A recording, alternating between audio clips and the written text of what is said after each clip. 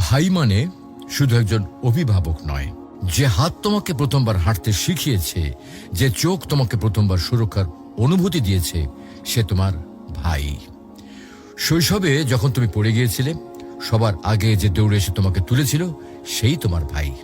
স্কুলে কেউ তোমাকে কষ্ট দিলে যে বুক ফুলে সামনে দাঁড়াতো, সে তোমার ভাই। বাইরের পৃথিবী হয়তো ভয়ঙ্কর, কিন্তু ভাই থাকলে মনে হয় কিছুই হবে না। ভাই তো আছেই।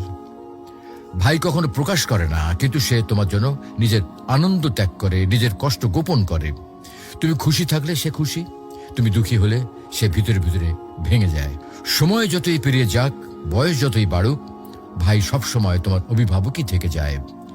বিয়ের পরেও দূরে থাকলে ফোনে শুধু একবার বলবে, ভাই আমার একটু সমস্যা হয়েছে, আর সে দেরি না করে তোমার পাশে হাজির হবে। প্রিয় ভাই বোন, এই সম্পর্ক রক্তের বাঁধনে করা। এখানে স্বার্থ নেই, হিসাব নেই, আছে শুধু ভালোবাসা আর দায়িত্ববোধ।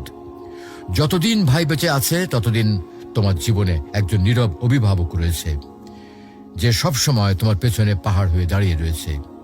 তাকে কদর করো, তার জন্য দোয়া করো, কারণ ভাইয়ের ভালোবাসা এটা আল্লাহ দেওয়া এক অমূল্য নিয়ামত।